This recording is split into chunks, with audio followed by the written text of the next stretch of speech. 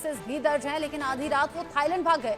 पूर्व राष्ट्रपति और आवामी लीग के नेता अब्दुल हामिद पर बीते साल जुलाई अगस्त में प्रदर्शनों के मामले में कई गंभीर मुकदमे दर्ज किए गए हैं।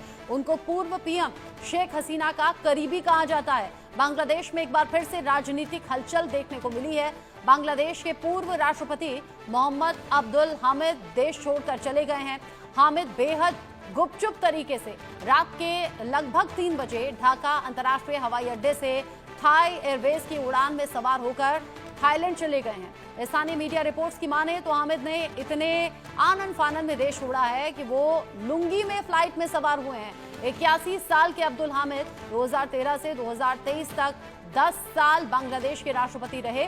वो शेख हसीना की आवामी लीग पार्टी से जुड़े हैं और कई मुकदमों का सामना कर रहे हैं। हाल ही में आवामी लीग पर भी बैन लगा दिया गया है। ऐसे में आनन फानन में बांग्लादेश में हालात बिगड़ते देख यहां उनके थाईलैंड भागने की खबर है। अब्दुल हामिद, जो कि शेख हसीना के करीबी कहे जाते हैं, पूर्व राष्ट्रपति भी हैं, वो आधी रात 3 बजे लुंगी में थाईलैंड भाग गए। अब ऐसे में माना यह जा रहा है कि जो राजनीतिक उथल पुथल है वो बांग्लादेश में और ज्यादा बढ़ सकती है।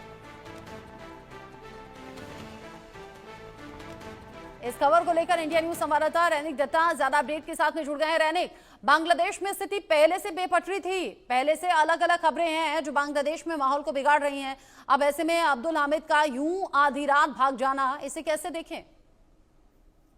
देखिए, इसके पहले भी दिखा गया था कि शेख हसीना का जो करीबी है वो देश छोड़कर भागी थी कि मगर अभी जो देखने को मिल रहा है कि शेख हसीना सिर्फ नहीं, शेख हसीना के साथ साथ आवामी लीग का जो करीबी है उनके ऊपर भी ऐसा प्रेशर क्रिएट किया जा रहा है जिसके कारण में वो लोग देश छोड़कर भागे हैं। और ये अब्दुल हमीद का जो खबर सामने आ रहा है, जिस तरीके से वो देश छोड़े हैं, तो इसी जगह से दो तीन सवाल खड़ा हो रहा है कि इनके भाग जाने के पीछे कारण क्या हो सकता है। क्या शेख हसीना का करीबी होने के वजह से, क्या आवामी लीग का करीबी होने के वजह से उनको देश छोड़ना पड़ा, या तो इसके पीछे दूसरा कोई कारण हो सकता है, दूसरा कोई शक्ति का प्रेशर भी हो सकता है अब्दुल हमीद के ये जो भाग जाने के पीछे। ये सवाल भी बार बार से सामने आ रहा है। मगर अगर पूरा बात किया जाए बांग्लादेश का, तो बांग्लादेश में इस तरीके का तस्वीर इसके पहले भी देखने को मिला था कि आवामी लीग का जो सपोर्टर्स है, आवामी लीग का जो करीबी है, या तो बोल सकते हैं शेख हसीना के टाइम पीरियड में जो लोग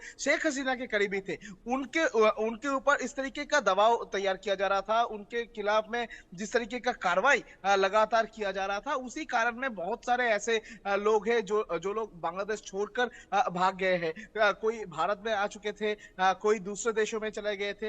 इस तरीके का तस्वीर भी सामने आया था। अभी अब्दुल हमीद का ये जो तस्वीर, ये घटना सामने आने के बाद से अभी भी ये बात स्पष्ट हो रहा है कि बांग्लादेश का जो हालात अभी भी ठीक नहीं हुआ है। बांग्लादेश में इसके पहले भी दिखा गया था कि कट्टरपंथियों की तरफ से जो इंटरिम गवर्नमेंट है उनको इस्तेमाल करते हुए शेख हसीना का जो करीबी है उनके ऊपर कार्रवाई किया गया था। अगर देखा जाए तो आवामी लीग को बैन करने का बात भी बांग्लादेश में उठा है। आवामी लीग किसी भी हालात पर जो इलेक्शन आने वाला है उस इलेक्शन में पार्टिसिपेट ना कर पाए, इसके ऊपर ध्यान रखा जा रहा है। दूसरी तरफ आवामी लीग का जो सपोर्टर्स है, आवामी लीग का जो लीडर्स है, उनके खिलाफ में भी लगातार कार्रवाई किया जा रहा है बांग्लादेश में। तो इसी सिचुएशन में अब्दुल हमीद किस कारण में बांग्लादेश छोड़ा है, इसी को लेकर बार बार से चर्चा चल रहा है। क्या इसके पीछे फिर से एक बार कट्टरपंथियों का जो राज वो देखने को मिल रहा है? कट्टरपंथियों के कारण में क्या वो देश छोड़ा है? ऐसा सवाल भी बार बार से सामने आ रहा है। आप रहिए मेरे साथ में। कट्टरपंथियों का जो बोलबाला है वो बांग्लादेश में खूब देखा जा रहा है। आवामी लीग के साथ, उसके नेताओं के साथ क्या हो रहा है ये भी हमने देखा। और इस बीच अब्दुल हामिद के